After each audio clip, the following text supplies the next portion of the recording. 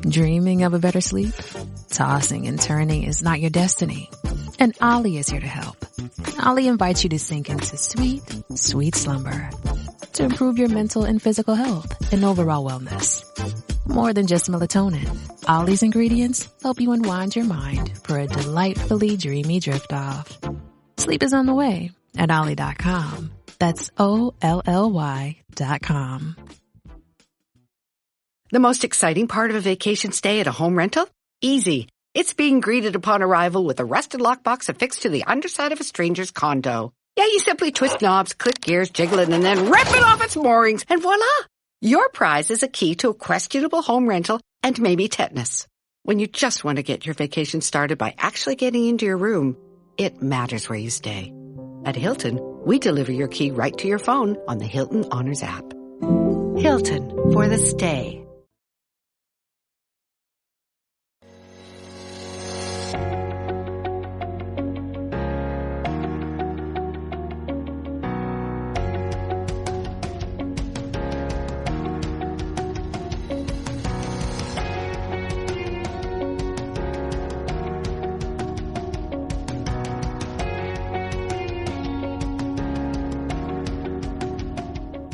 Jeff Guinn, what is the story that you tell in the book, The Vagabonds?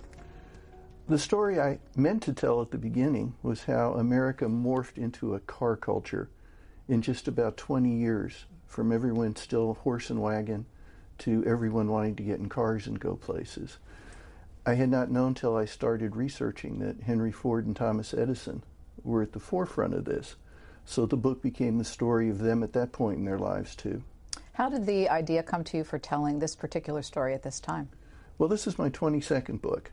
And what I try to do when I write my nonfiction books is to go everywhere that the people I'm writing about went. I always use my car. I'd rather drive, that way you really get a sense of place.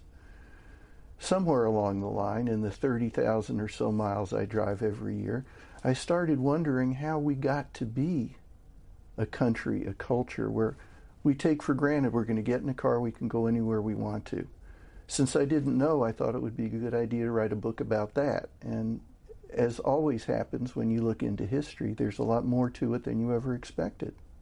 Your book begins and ends with someone that's a minor character in the book by the name of Jeff Bisbee. We're going to show his picture on screen here. Who was he and why was he interesting to you? One of the things that struck me as I researched the book was how the Vagabonds, Ford, Edison, and whatever friends might be with them on that trip, could literally change the lives of anyone they met. They were considered magicians for all the things they brought to our culture, and people expected they could work miracles. Sometimes they did. Jeff Bisbee was an elderly country fiddler working out of Paris, Michigan, playing barn dances and so forth. And that was pretty much the height of his musical career. He was listed in local archives as a shoemaker. Henry Ford had heard about Jeff's music, and unexpectedly in 1923, Jeff Bisbee's wife opens their door in this little tiny isolated town, and there stands Henry Ford asking to meet her husband. Can he play for Ford? Ford hating jazz, which of course was going to send America into ruin. He loved folk music. He was enthralled with Jeff Bisbee's playing on his fiddle, Thomas Edison equally so. Edison promptly offered Bisbee a contract recording in his New Jersey studios. Bisbee went and recorded his music. This was covered by all the major papers of the day. And suddenly this little old man, this very traditional American musician, becomes in parts of the country a household name, so much so that when he died a decade later, the New York Times ran his obituary. And to the end of his life, he said that no one would have known me but for Mr. Ford and Mr. Edison. And I thought that was a great example of how during these trips out in the country away from the big cities, they really did touch the lives of ordinary Americans and change them in wonderful ways. Well, we want to listen to just a little bit of Jeff Bisbee's music so people can get a sense of what interested Ford and Edison.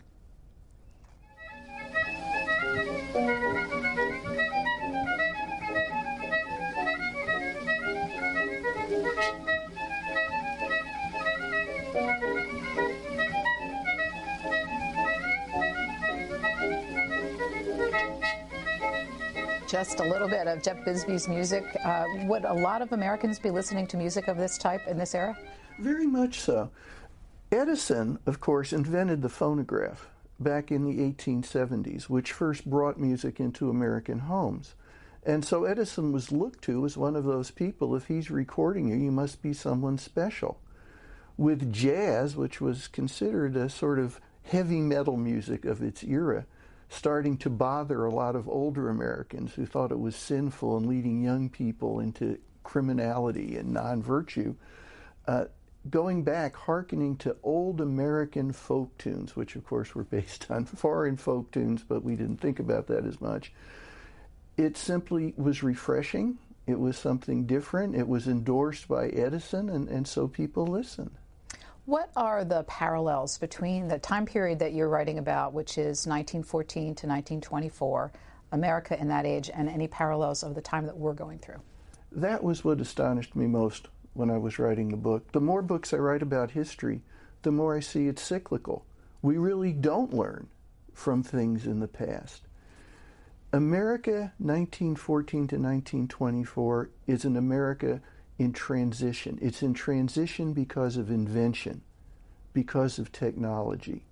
Things people never would have thought of 20, 30 years earlier were now part of everyday lives. Modern times, let's think about the cell phone. It was something very few people had a phone they carried around, and all of a sudden it seemed as though everyone did. In America, 1914, for the first time, cars are becoming something that are part of your life if you're an ordinary American. Henry Ford's introduced the Model T in 1908. It's the first affordable car for the working class, so people can get in a car and go places, even if they're only of ordinary means. Because of Edison, with electric light, electric power. You can read if you want to late into the night instead of a candle making your eyes tired. Edison, with the kinetoscope flexible film, has moved movie theaters really into creation, because for the first time a lot of people can sit in a darkened room and watch something on a screen. So young people can go to movies now. They can listen to music. They can dance in ways they hadn't before. But at the same time, you have older folks saying, wait a minute, this is getting away from the way America's supposed to be. And one of the reasons Henry Ford becomes so popular is because he seems to represent, to the people who don't want America to change, the way things have always been and should be. A good, sturdy, conservative Protestant place where, yes, there's all these inventions, but you don't let them take over your lives and dominate. How often did you see parallels between Henry Ford and Donald Trump? I couldn't stop. I guess the first moment was this. Henry Ford thought about running for president in 1916. Came very close because he was a pacifist, didn't want America going into World War I. Chose not to run because Wilson kept us out of war. Became a Wilson supporter because of the League of Nations afterward. Doesn't think about running in 1920, but 1923, 1924, he's a very viable candidate. And in a New York Times dissection of what the coming race may mean, they point out President Harding has died. There's a vice president, now president, most people don't know anything about. Henry Ford would have the support, it was believed, of voters in middle America. He's maligned in newspapers and all the main media on the coasts constantly. He's an idiot. He doesn't know what he's talking about. He's a bumbler. He said himself he wanted to become president so he could throw a wrench in it. He didn't have any particular ideas besides the fact telling everyone they're all crooks and idiots. We need a businessman to go in. And the thought was, if Henry Ford got his party's nomination, either one, he'd probably lose the popular vote because the coasts were the most populated. But because he'd dominate middle America, the western states, and much of the South, he would probably win in the Electoral College and become president. It was that close. Henry Ford could have become president, and I promise you, the things we're seeing now, a lot of the same things would have happened then. You write that he was disdainful of people who read books. Oh, very, very much. He didn't like books because he said that kept people from doing things, that they didn't think. He didn't like people who wrote books. He didn't like the media. He sued the Chicago Tribune at one point for $1 million for character defamation. And when reporters would come out to cover the Vagabonds trips, he'd lecture them that they had to tell the right news, the right stories that presented America the way it should be. He certainly would have been hollering about fake news as loud or louder than the current incumbent, and he attracted the same kind of following. I want to spend a little bit more time with your two major protagonists so we understand, because they are the vehicle, if you'll pardon my pun, for telling this story. We have a video that we found in the Ford archives, yes. And we should talk about the Ford archives because they're extensive. They're amazing. Yeah. Was this something that Henry Ford himself started to preserve his legacy and the company's legacy, or was it a later on addition? Henry Ford always understood the value of publicity. And a lot of the Vagabonds trips, besides the idea of some friends getting out and having fun, was that you get your names in the newspaper every day. Your products are obviously going to benefit. And so he would hire cinematographers to come along on these trips and make the film available for newsreels to be shown in movie theaters. He wanted America to see how much fun you could have traveling in a car, and at the same time, if the names Ford and Edison made you go buy something, even better. So this is a film that the company produced in the 1950s to tell its story. Let's watch a little bit of it.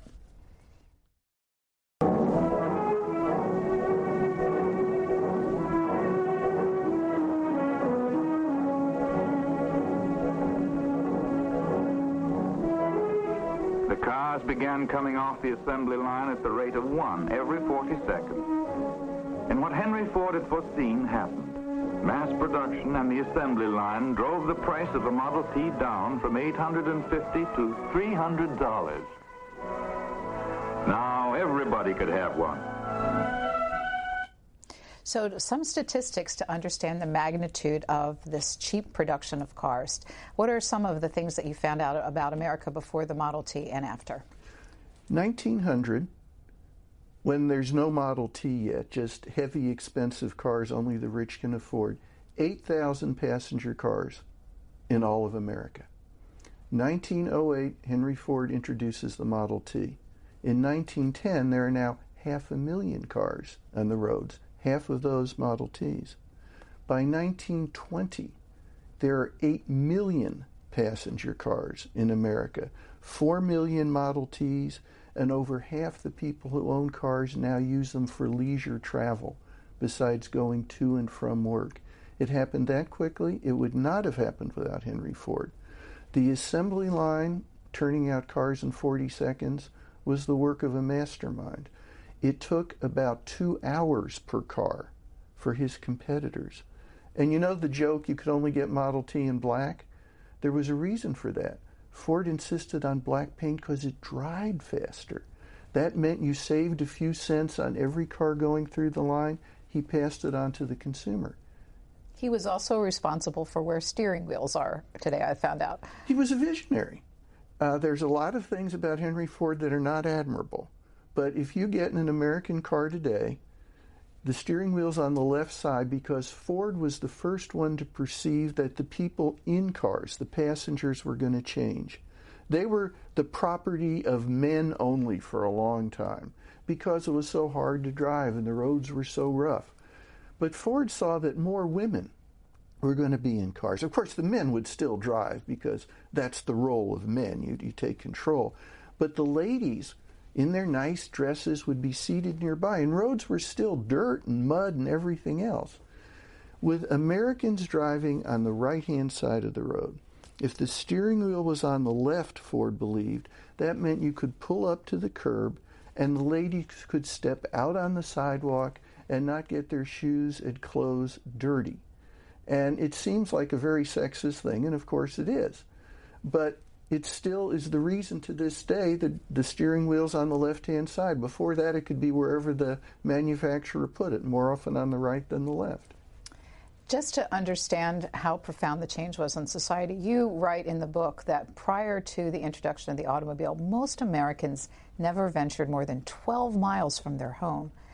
That was a shocking statistic to me. I mean, logical when you think about it, but shocking how closed and small people's worlds were. Very much so.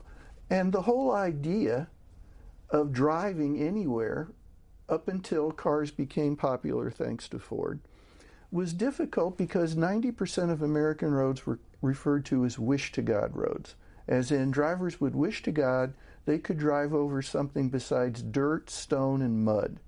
Tires blew out every 100 yards or so and were hard to repair.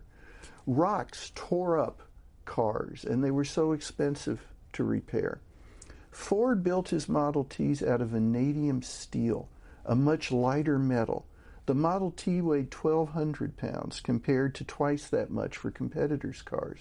That meant even when the road was rough, the Model T rode higher and lighter and could go farther over roads. So yes, for the first time you could get in a car, you could go 100 miles to visit Grandma for Sunday dinner, and you didn't have to worry as much about having to change the tires 8 times and getting hundreds of dollars worth of repairs on the car afterward.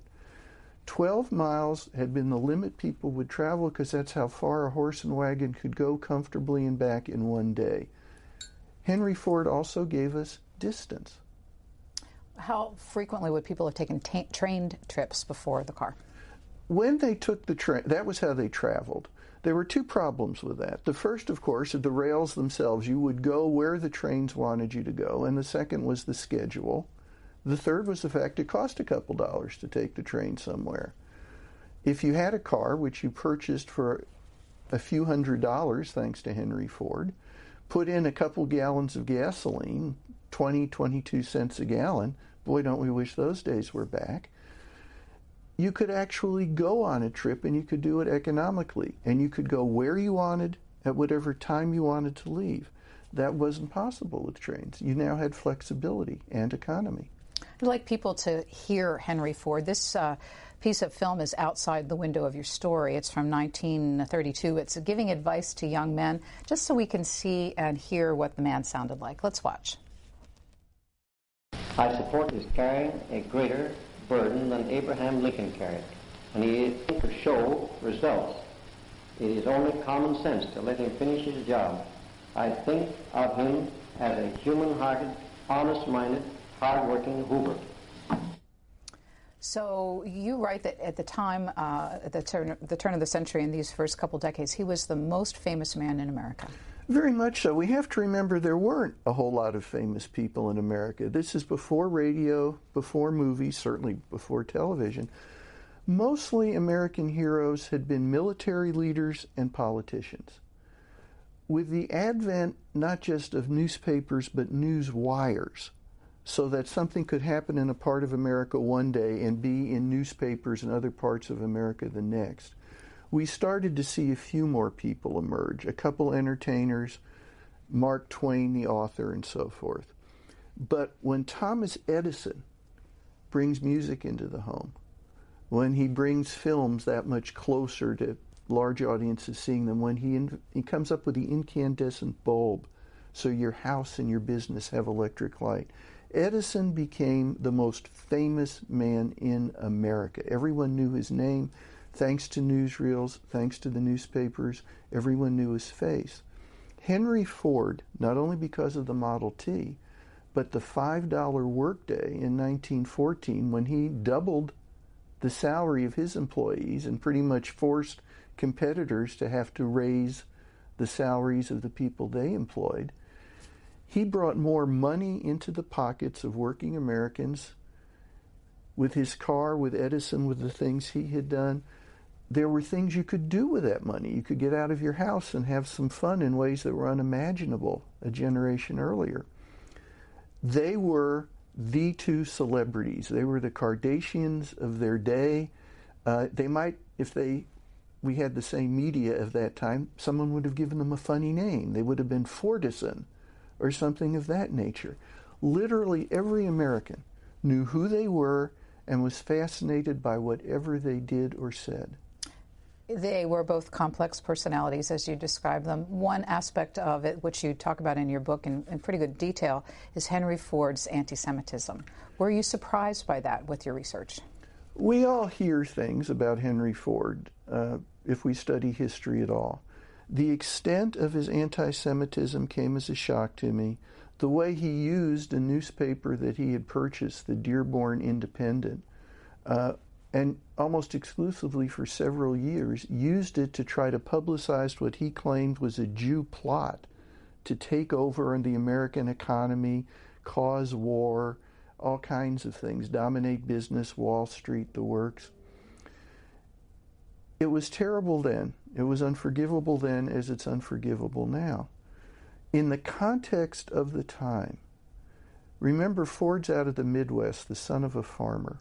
And in the Midwest in the late 1800s, when he's growing up, in the early 1900s, anything that's not white and Protestant is looked on with suspicion. Catholics were considered exotic.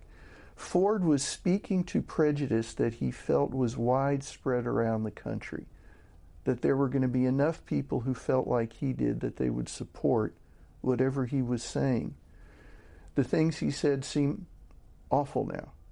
They were awful then. But he was speaking to a prejudice that was widespread and existed at the time. This was also the time of Jim Crow laws and a really terrible story of race relations in this period in American history. Did Henry Ford or Thomas Edison ever hire African Americans? Ford definitely. Ford was ahead of his time in hiring African Americans, and not only that, some of them achieved management positions. I don't believe he felt that black Americans, as a rule, were the equal of white Americans, but he also believed in workers and quality of work and giving people a chance to come up the ladder as long as they weren't Jewish. And yet he contradicted himself in this, in that he was suspicious and loathed Jews as a group, but there would be individual members of the Jewish faith that he would respect and think of as friends. He couldn't understand why they would be upset with him when his newspaper starts publishing all these outrageous claims. Edison also was, in a certain sense, anti-Semitic. He wasn't as overt about it as Ford, but we see it in his private correspondence with Ford and some of his other letters to people on the subject. He was very much a racist in terms of African Americans. Some of the recordings of his company were based on racial prejudice. I mean, he had records out there. He was selling coon ball. I believe there was a fight at a colored saloon, supposedly with the sounds of black men cursing each other and slashing away with razors. Prejudice has always been part of America, very regrettably. It was very commercial in their times. They were, to some extent, bigoted themselves, and it's reflected in their work and words. Both men's legacies are well preserved. We referenced earlier the Ford company's archives and recreation in Dearborn of the lifestyle at the time, etc. Anyone that's watching this can go online and find an extensive access to Henry Ford and Ford Motor Company, and also with Mr. Edison. How did the particular companies themselves deal with these less savory parts of their main characters? I would say that as I was researching the book, the Ford Motor Company was very helpful, though somewhat concerned that the book might just be about some of Ford's less attractive beliefs and qualities. But if you go to the Ford Museum in Dearborn, and you go to the Benson Ford Research Center there, they have right there for anyone to see who wants to, every copy of the Dearborn Independent with all the very unfortunate things that are in it. Their archives contain the materials that demonstrate just what an anti-Semite Henry Ford was. Thomas Edison Research Park in West Orange, New Jersey, the same thing. The archives of their lives that have been preserved for us are very objective, and you can find in them what you look for. When I'm writing a book, I'm not trying to say just one thing or the other. I'm trying to give balance and context, which I hope I did. So a little bit more on Thomas Edison. What are the ages of the two men during the 10 years that you write about? Thomas Edison is about a decade and a half older than Henry Ford. And we have to remember their relationship began when Henry Ford is working for one of Thomas Edison's companies in Detroit as a young engineer who's got this great idea for a gasoline-powered car. And he worships Thomas Edison. He forces his way almost onto Edison at a company banquet to say, I've done this wonderful thing I want to tell you about. Edison, who's used to dealing with young whippersnappers who've got some great invention, said, oh yes, young man, you've got it. That's the thing. Keep at it, and completely forgot it. Ford decided that he had Edison's blessing with his project. Some years later now, when Ford's introduced the Model T and is one of the most famous and wealthy Americans, he writes asking for an autographed picture of Edison. And Edison not only sends a picture, but says, I'd really like to meet Mr. Ford. He seems interesting. He'd forgotten the whole thing. But when they met, it was an instant warm bond for this reason. They are now the two most famous men in America. They've accomplished so much, everyone knows their name. But no one else but the two of them can understand the pressure. Because once you produce a miracle for the public, then you're expected to keep on doing it. Whatever you did yesterday is never enough. There must be more. They understood that in each other. They could talk to each other. They could relate in a way that no other two people in the country or even the world could. And so they became fast, close friends, two men who did not trust most people and did not have many friends. Where did the idea spring up for the Vagabonds and the road trips? Almost by accident. In 1914, Thomas Edison and his wife, Mina, invited Henry and Clara Ford and John Burroughs, the naturalist, a close friend of Henry Ford, to come visit them at their estate in Fort Myers during the winter, sometime in January. A lot of wealthy Americans would go south, but Fort Myers was a wild place, really. It wasn't the more sophisticated east coast of Florida. And Burroughs, being a naturalist, Ford loved ornithology, and Edison always wanted to learn more things. The idea came that they'd go ahead and take a little car trip into the Everglades. I mean, there'd be lots of exotic plants and animal life, and it would be an adventure. It was pointed out to them that there's not really any roads there, and it's dangerous, and there's alligators and worse, and people could die, but they knew better. The trip lasted a day and a half. There was a monsoon, there were snakes, there were alligators, they fled, but they liked the idea. And so it came about that they would take a trip once a year if they could, but with a little better planning, so disaster would be less looming. I want to spend a minute with the inclusion of Burroughs, and then there was a fourth character with a very famous last name of Firestone. But with Burroughs, the naturalist, he was very well known to Americans, and our presidential history study here has famous pictures of him with Theodore Roosevelt. Why was he a welcome part of this very wealthy couple of these and their families? John Burroughs was one of the more famous naturalists in America. He had this long white Santa beard. He looked unique. And he was a crusty old coot.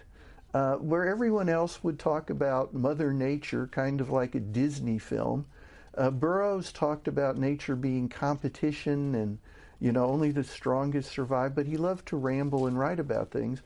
Theodore Roosevelt was his first famous sort of supporter, and he took a trip with Roosevelt to Yellowstone National Park. Henry Ford had read Burroughs' writings. He didn't like to read much, but he liked John Burroughs. And so when Burroughs began speaking out against the Model T, demon on wheels. Soon it's going to pollute every quiet corner of the forest. He sent Burroughs a Model T, saying, try it, I bet you'll like it. Burroughs' attempt at driving did not work well. There was an unfortunate instance with a barn and the car colliding. But Burroughs and Ford became friends, and Burroughs appreciated Ford's real interest in nature. He also appreciated the fact that Ford purchased outright Burroughs' farm birthplace that was in danger of being taken by the banks. So for Burroughs, it's great publicity being a friend of Henry Ford for his own writing, and besides that, he just liked him. The fourth was Harvey Firestone. We certainly all know his name from tires, which are widely available even today. It would be logical that he would be a business partner. How did he become a friend and included in that group? Henry Ford had very few friends, but if he liked you, particularly if he thought you kept your word and you had a lot of common sense, then he would accept you. Harvey Firestone was a young man who'd started out peddling snake oil, and from there, carriage wheels, and he got the idea that there should be tires for cars would be the next big thing, but not tires that blew up all the time. He developed a kind of tire that was narrower and firmer than the old-fashioned tires, didn't explode as much. He needed to find some big manufacturer who would use those tires to bring them out into the minds of consumers. He talked Ford into trying Firestone tires, and Ford, who very much hated planned obsolescence, he thought it was the duty of the manufacturer to give the consumer something not only dependable but that would last a long time, was impressed with Firestone tires. He bought 2,000 originally. He got them for the price that had been promised. They delivered the quality had been promised, and so he started using Firestone tires on his cars. Clearly, that meant Harvey Firestone went from nowhere to being one of the tire magnates of the industry. So it would have served Firestone well anyway to be friends with Henry Ford. But one of the things I really like about Firestone is here you have a man who's done so much on his own. Now he's going out as part of the Vagabonds with Ford and Edison, who treat him like a punky kid brother, and he has to run the errands and he has to do all the things. And he's happy to do it, not just because he owes so much to Ford, but because he really respects them. And he enjoys being around them and listening to them. Of the four travelers in the Vagabonds, I think most of us would like to go on a trip with Harvey Firestone. The first Vagabond of Fort Myers adventure was 1914? Right. So what were the years of the ensuing Vagabond trips? It picks up in 1915 out in California when part of a trip is made from Los Angeles to San Diego by car. And from there, 1916 on, except with one interruption in 1917 for the war, and then there's another interruption in 1922 because of certain economic financial problems going on. They kept doing these trips through 1924. They stopped after 1924, according to them, because too many people were crowding around them and there was too much attention paid and they couldn't relax. The opposite was true. So in 1915, there was one sentence in your book that struck me. Despite the European War, 1915 remained a time of wonder in the United States. Why? Let's think about it for a minute. In 1915, yes, all these terrible things are happening overseas. But for the first time, technologically, industrially, America is the shining light in the world. Thanks to the $5 day introduced by Ford. I mean, it's not just because of Ford and Edison, but you've got the telephone with Alexander Graham Bell. You've got these other things. For the first time, Americans don't have to basically think, go to work, make a subsistence living, come home to candlelight, and basically when it gets dark, you go to bed. In work, in leisure, in all the amenities that suddenly were there, it's such a huge change in one generation. The parents of working class Americans in 1915 would never have imagined these wonders could be possible. And all of a sudden life has changed, and leisure and the extra things you can do become just about as important as the work you do to support yourself. It was an entirely different culture, and it happened in a generation. We have some video to show what these trips were like. They today, though, I think the word is glamping. Yep. And it was really not four men roughing it, but a large entourage. Let's show a little bit of what these trips actually look like and what their times of camping on the road were. We've got photographs and video of these folks with cooks. how many people would go on them? You might have as many as 20 staff members coming along. The idea was that they wanted to go out and have fun. They wanted to demonstrate, hey, guess what? You get in your car and go do these things too. But they weren't going to have to try to light their own campfires. They weren't going to eat cold beans out of cans. You know, they weren't just going to put a blanket on the ground. They had all these different amenities.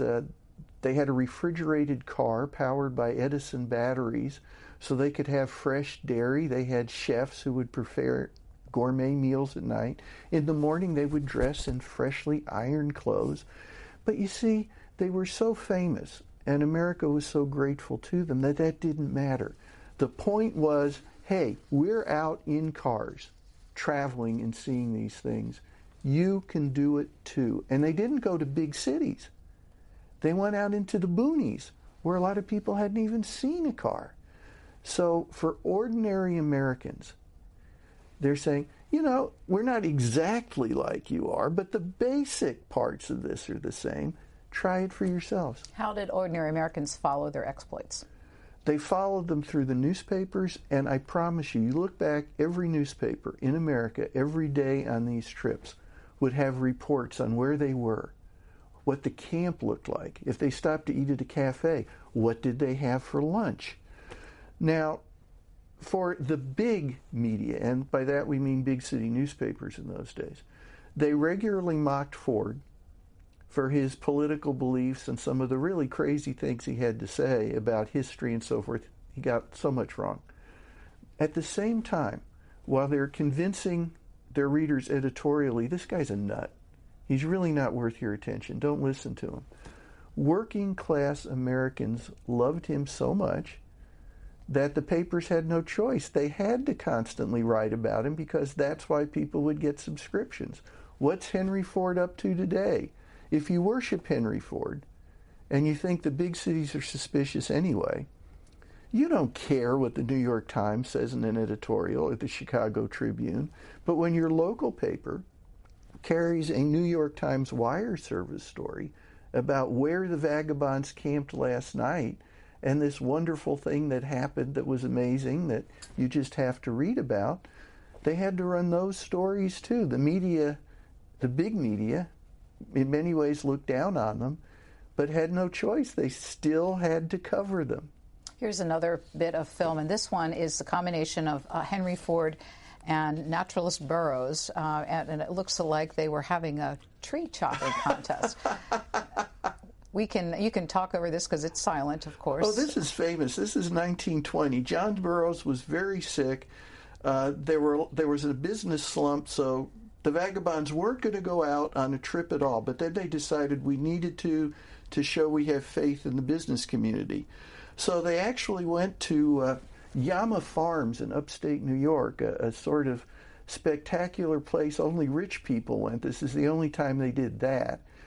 But they needed to get attention. Something newsworthy had to happen so the newspapers would cover it. Burroughs, 80 years old, supposedly is challenged by Henry Ford to a tree chopping contest with Thomas Edison as the timekeeper. And so, as you can see, the press, well, we have to see what happens here. And it was a fix. Burroughs has this little slender tree he can whack with an axe twice and it'll fall over. Ford takes on a much thicker tree. Burroughs wins, but the main thing is everyone in America reads about how battling Burroughs bested Henry Ford. They were masters of publicity. In your notes of Mr. Burroughs, you write, he was a world-class griper, and he whined about everything. Why did they continue to include him? Well, you know, we all have that grumpy old grandpa or uncle. It's part of the family. And you just kind of accept the fact that he's going to be complaining about everything. Ford and Edison admired expertise in others. And Burroughs was a fabulous naturalist. And on these trips, they would learn things from him. Besides that, he became part of their image. I mean, there were vaudeville jokes about, you know, people stumbling upon these four men, and you claim you're Henry Ford, and you claim you're Thomas Edison, you claim you're Harvey Firestone. I suppose the old guy with the white beard, Santa Claus. Burroughs was part of the group. They accepted him, warts and all, and sometime there were plenty of warts, which are a lot of fun to read about these days. You go through the Vagabonds trips chronologically, and by 1916, you mentioned earlier that Henry Ford was contemplating his first of two possible runs for the presidency, and in between there was an exploration of a Senate bid. Almost got there. Talk about his politics. Where would you put him today on the liberal to conservative, Democrat to Republican scale? If Henry Ford were alive today and active in politics, he would be on Fox and Friends every other week. He would certainly support the most conservative political spokespeople. He would believe greatly in conspiracies. He would buy into that the government basically exists to dupe the taxpayer and take advantage of honest people. Oddly enough, he would not consider himself a bigot or a racist or anything else. He would think he was just a good common sense man who was brave enough to say what he thought. But let's please remember, his whole political philosophy was, fine, if I'm president, I'm going to throw a wrench in it. He had no programs to offer that might change things in any way. He was appealing in the broadest sense to other people who were as alienated as he was.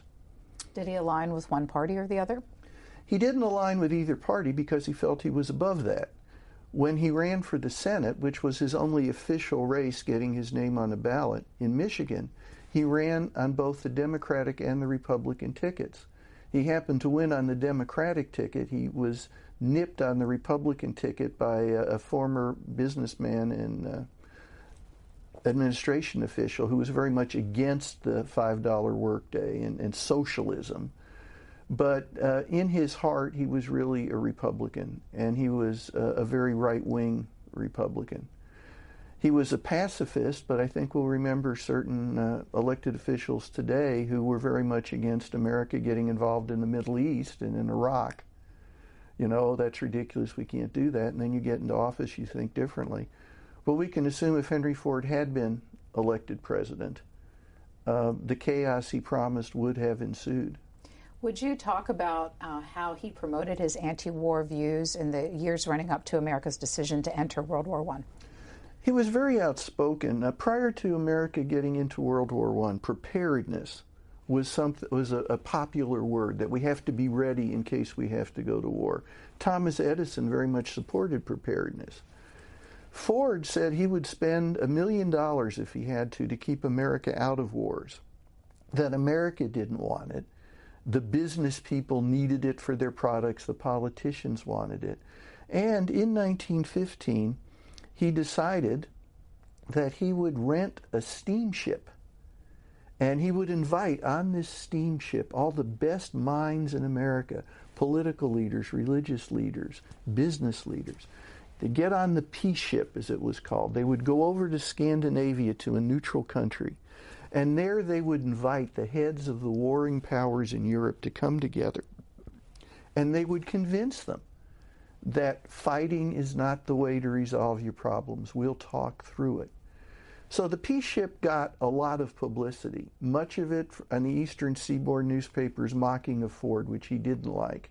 What he couldn't believe is America's leading lights didn't want to get on this. They thought it was a terrible idea. Edison turned him down. Burroughs turned him down. And he ends up on this ship with a lot of people who don't have much heft in terms of being able to make things happen, but loudly expressed opinions. And the peace ship is a disaster. By the second day, the reporters who are on board are writing about all the chaos and confusion. Ford says he has a cold and closes himself in his stateroom. And as soon as the peace ship lands on the other side of the Atlantic, Ford heads home claiming illness. It was an embarrassing thing for Henry Ford, but he finally decided it was worth the $500,000 it cost him, because at least it got people talking about the senselessness of war. I'll say this, he put his money where his mouth was, and his mouth was everywhere.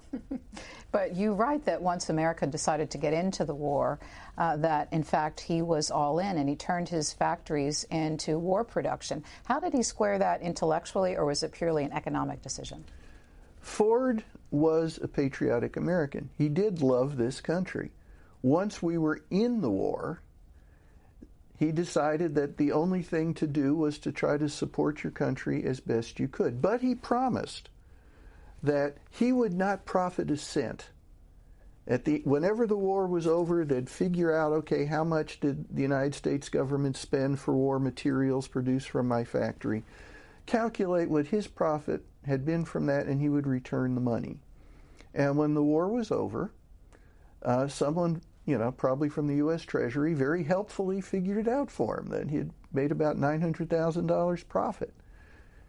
He never gave that back to the government. Somehow that never came to light in any way that would have been a public scandal, but I think that was Ford's way of saying, you know what, you screwed up, I made some money, okay.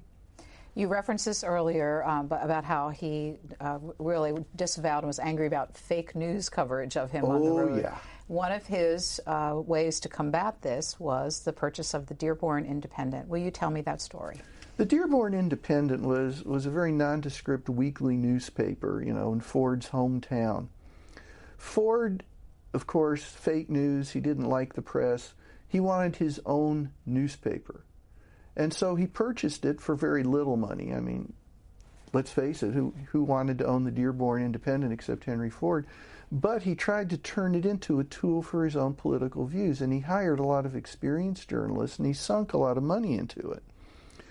He had a column, Mr. Ford's Views, in it that was ghost-written. But remember, his audience is middle America, working class folks, and if it said Mr. Ford's Views, they're going to assume Henry Ford wrote it. Problem was, the paper didn't, as he had expected, become a rival of the New York Times and the Chicago Tribune and all the big newspapers. Most of the people who had it got it because subscriptions were built into the price of a Model T. Ford basically made it clear to the people who were getting good salaries to work for the Independent, well, what are you going to do to make sure people read this? And one of them said, sensationalism. Let's have some sensationalism. So what was there? Ford bought in to legends that the Jews were trying to take over the world economy and everything else. And for 91 straight weeks, his newspaper, the Dearborn Independent, ran supposed exposés. We have an example of one of those I think we can put on screen. So if 91 weeks, the Dearborn Independent had these major headlines exposing what he saw as the problem, the international Jew. And how did people react to this? Did his own editorial staff continue to support and produce this? There were a few people working on staff who quit, but it was simply understood this is what Mr. Ford wants us writing about. If you're here, you accept that, and they did, and they kept doing it. Executives in the Ford Motor Company tried to convince him that you're making a terrible mistake, if only because Jewish people buy cars and they could start boycotting the Model T. Ford's response was, if it's a good enough product, people are going to buy it no matter what. He only ordered the Independent to stop running these weekly articles when he's preparing himself, positioning himself to run for president in 1924, and he calls them off. When he ends up not running for president, the articles start again, and he only eventually stops doing it when a lawsuit is brought against him. He loses the suit, not only loses money, but has to publicly in some way apologize. His apology is that he had no idea that these things were being written. That simply wasn't true. When he was considering running for president, there was an incumbent Republican president. He managed to convince President Harding to come visit the Vagabonds on one of their trips. We have, once again, some film from that experience. Tell me the story of how the president came, how long he stayed, and what the reaction was. In 1921, Warren G. Harding had yet to accomplish really anything in office. Historians will say later that he was elected president because he looked like one. He ran on a platform of American first, we will only think of America, that is true patriotism. And he was invited, he and his wife, to join the Vagabonds for a week or more, out on the road in a camp in Maryland. Harding came, but he outfoxed the Vagabonds.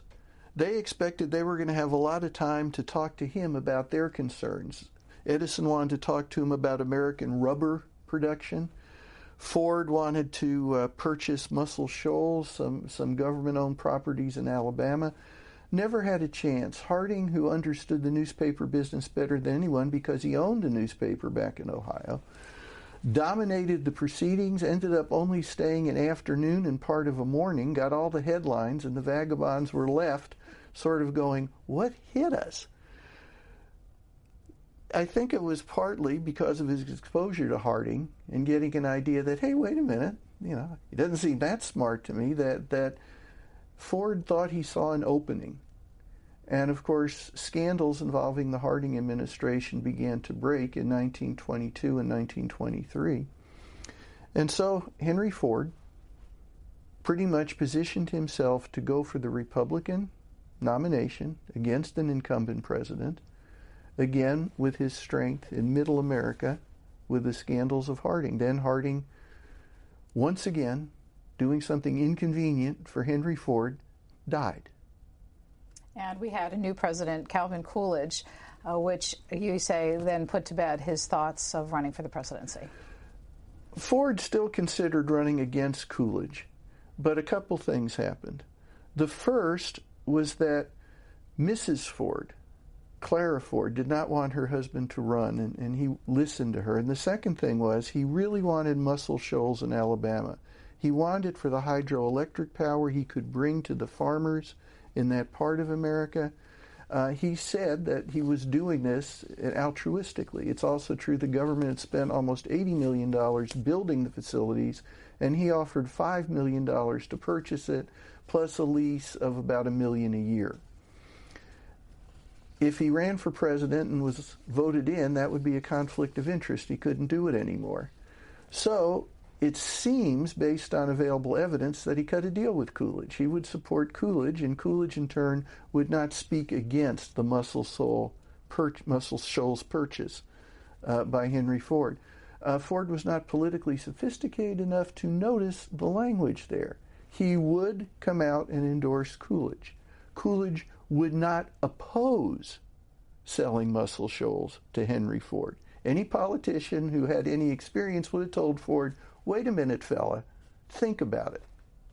The Vagabonds made their way to Calvin Coolidge's home in Plymouth Notch, Vermont. What was that trip all about? Oh, it was just an amazing thing. They would go on their trip to visit Coolidge in his summer home. They would endorse him. In turn, Ford very much expected that Coolidge would speak out in favor of the Muscle Shoals sale to Henry Ford. To Ford and to Edison, and to a lesser extent to Firestone, Burroughs had passed away by then. This was equals meeting in some sort of great convocation, and they'd get together and tell stories. Vagabonds probably would be invited to stay overnight or something. To Coolidge, it was taking an hour out of his schedule to get the endorsement of some prominent people. And the Vagabonds were shocked after an hour that Mr. and Mrs. Coolidge started saying goodbye to them, and they were sort of escorted out. It was just a shock to them, and they had no idea. But once again, they'd been outmaneuvered by the president. We have just about 5 minutes left in our conversation. So how did the Vagabond trips end?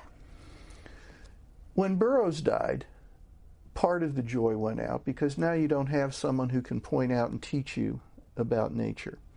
But you still had the other three. 1921, Harding was a disappointment to them because Harding hogged the headlines. 1922, there was no trip. 1923 was supposedly to launch Ford's presidential campaign. Instead, it was him saying he wasn't going to run, he'd support Coolidge. So 1924, they're nipped in the bud by Coolidge, so to speak. And then they said, okay, there's too much attention, we won't go anymore. But it was different. They stopped because they weren't going to get daily attention anymore. There are now 20 million cars in America. An estimate that 10 million Americans every summer go out on trips. Radio is coming into view. Suddenly there's so many more American heroes in sports. The movies are bringing us cinematic idols to worship. There's lots of other famous people for the newspaper to write about. They weren't going to get the attention anymore, so the trips dwindled out. A couple of years later, when Ford tried to revive them, Edison didn't want to go anymore. You went on all the Vagabonds trips. Yep. How many years did this take you? About 2.5. And how many miles did you travel? I put just over 32,000 miles on the car. I tried to go on the roads they used where they still existed. When they didn't exist, I would try to use whatever roads were closest to them. And I got most of my material from small county historical societies that still had eyewitness accounts of what happened when these famous folks appeared, plus the Ford Museum in Dearborn and the Edison Research Park in New Jersey. Wonderfully helpful. Anyone who's interested in the book or these trips, you can actually go on the trips yourself, and it's fascinating. So in the end, after having worked on this book and told us this story, what do you think the lessons are? Is it a capsule piece of American history, or are there lessons for today that we can take away? The thing it will remind us is over and over, history is cyclical. It really is true. If we don't learn from it, we repeat it. The exact political situation we have today is reflected in Henry Ford and his presidential ambitions and the things he wanted to do. Immigration was a huge touching point politically in America at the time. Do we want these Mexicans and these Latins coming into this country? What should we do if we don't want them? There was a wall built along the U.S.-Mexican border at the time. People forget to mention that today. But it didn't work, and it crumbled into ruins, and you can still see part of it today if you want to.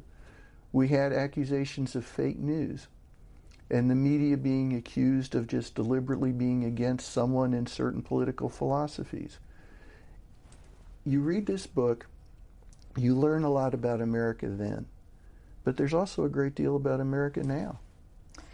You have written most of your last books looking at characters that tell us about a period of time. So have you gotten, first of all, which is first, the chicken and the egg, the idea of the time period or the personalities, and do you have a next one in mind? I always try to find some era in American history I want to understand better, and then find iconic individuals or events that symbolize that. Right now, I'm in the middle of researching a book about the real history of the U.S.-Mexican border. Let's face it, it's being talked about all the time, and yet everything happening today has happened in the past, up to and including camps that some people described as concentration camps, and others as their pleasant facilities, and we're treating everybody fairly. We've got to start learning from the things that have happened, because there are lessons there. History is important, and this book I'm writing right now, like the rest of my books, I just hope people will go, wait a minute, where is this happening today? This is book number 32. When you can't write good, write a lot has always been my philosophy. And Jeff Guinn, and the name of the current book is The Vagabonds. Thank you very much for telling some of its story to us. It's been a real pleasure. Thank you.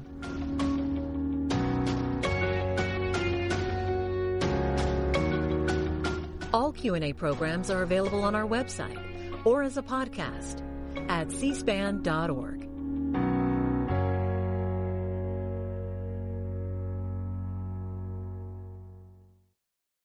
You can watch this Q&A program featuring historian Jeff